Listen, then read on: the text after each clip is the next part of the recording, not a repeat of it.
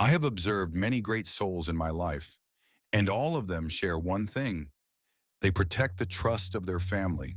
Have you ever truly looked at the core of your own soul? The world is full of people with status and wealth, yet few quietly illuminate others with the light of their spirit. The souls I've encountered that shine most, often without saying much, just sitting at drinking tea, soften the atmosphere and bring calm to those around them. This power is not born from lineage or privilege. It grows quietly through daily life, through each attitude and the way one holds the heart. Those with elevated souls leave a clear mark. It appears in their actions and naturally flows through their words. Now I will share 5 signs. They will awaken your soul and guide you back to your true self. When you listen, calm your heart. Let your inner divinity awaken quietly. When the soul trembles, your path will open. Chapter 1. Those who play with fate grasp the truth. Life may not always go as planned. Do not let your heart be worn down. People with elevated souls do not see events as mere fortune or misfortune. They approach them with flexibility, seeing even hardship as a form of play. Imagine a storm destroys a garden you've tended. Most would despair and curse the heavens. Yet the refined soul sees it differently. They calmly observe, sensing it may be a message to release attachment. They know that behind every event, invisible threads are at work. Even betrayal teaches a lesson. What is God trying to show me here? Even when the body cannot act freely, they ask, what is my soul meant to learn? Instead of blaming others, they seek answers within. This is what it means to play with fate. Next time your heart is disturbed, take a deep breath and quietly ask, what can I learn from this? That brief pause saves you from being consumed by emotion. Those with elevated souls see beyond appearances. They read the divine intentions behind events. Most complain when misfortune strikes, but the refined soul stops, reflects, and asks the deep question, what important meaning does this have for my life? This reflection raises the heart to a higher place. I once met someone who lost their spouse. After many years, even so, they prayed at their grave and smiled calmly, saying, they went ahead to teach me true solitude and the strength to rise from it.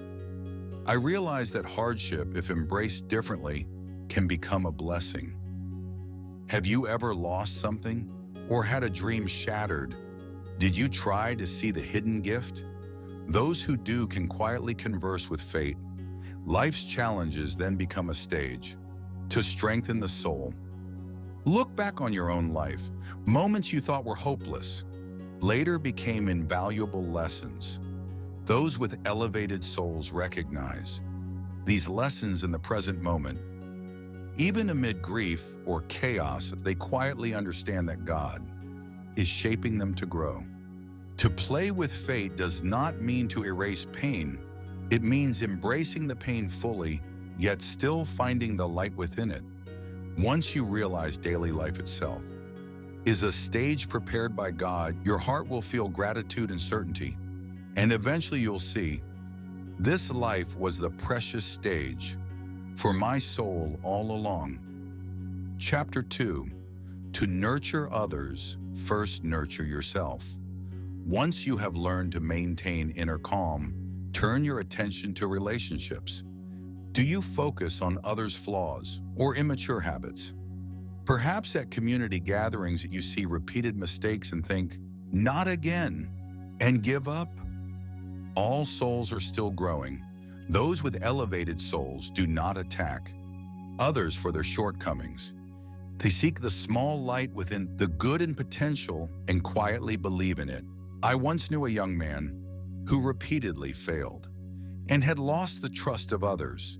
I told him, your soul is still asleep, but inside it sleeps a gift given by God.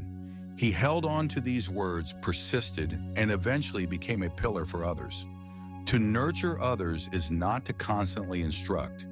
It is to quietly shine a light on their potential and simply trust their growth. This belief reaches deeper than words and brings profound change. Strangely, when you nurture others, your own soul is gently illuminated by God.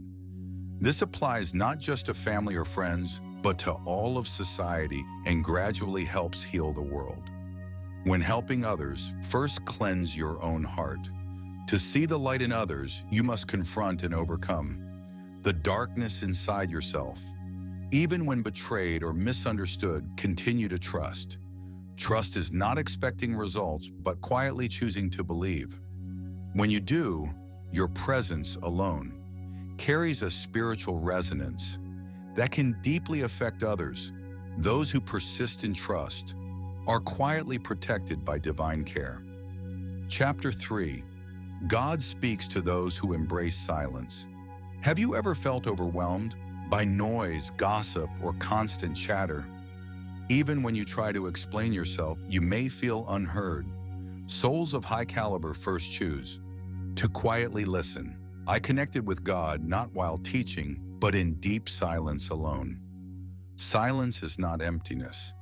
It is sacred space to receive truth. A crowded mind cannot hear God. If you cherish quiet like treasured tea utensils, your heart will gradually be filled with God's presence. Those who embrace silence walk life alongside light. I once went into the mountains alone, felt the wind and birds as one, and God poured truth into my soul. Silence is a deeper, more sacred prayer than words. It is calming inner noise and letting go of worry, regret, or fear. The truly elevated soul knows how to release inner turmoil. When you embrace silence, your very presence communicates more than words ever could. Chapter 4. When the soul trembles, heaven moves. Have you ever felt warmth or tears well up for no reason? It is not a whim. It is a vital message from the soul. Emotion, prayer, deep joy, or sorrow connects your soul directly to heaven. When your soul trembles, God quietly awakens within you. This trembling is not ordinary emotion. It is spiritual resonance. I once received a great divine message. First, my soul trembled violently. My body shook, tears flowed, yet my heart remained calm. This cannot be forced or manufactured. It comes naturally when living sincerely, pursuing truth with heart. Pray quietly, help others selflessly, or share another's suffering. The soul trembles in response. This tremble reaches heaven, creating quiet ripples that move the world. When the soul trembles, you are never alone. Even mundane acts can awaken the soul. A bent old man quietly weeding a field move me to tears. The soul trembles when life aligns with divine resonance, even in ordinary moments. Those who notice this trembling understand life is not only on the surface. Even in casual moments, you become one with heaven. Chapter 5. Living with God. Finally, the fifth sign, living with God. Have you considered what it means to live with God? It is not visiting grand temples or performing special rituals. It is walking daily life with awareness of the invisible, vast presence around you. When I reach this state, nothing dramatic changed. The morning light, rain sounds, passing smiles, even sadness, all seem deeply meaningful. Living with God changes the world. Through your own perspective, it is not magic, but a gentle shift in how you see things. When someone apologizes, do not question with blame, seek understanding. When sharing, do not hoard, but ask, what can I give? Simply this shift brings new light to everything around you. Living with God transforms your perception into a reflection of divine warmth. You do not become a chosen or special person. You simply accept everything as it is, becoming the eyes of God. To live with God is to bless the world silently, seeing with the heart, not just the eyes. Even in trials, one finds divine lessons. If this message resonated with you, take a moment to reflect. Which of these 5 signs do you see in yourself? Comment below and share your thoughts. Your insight could inspire others on their journey.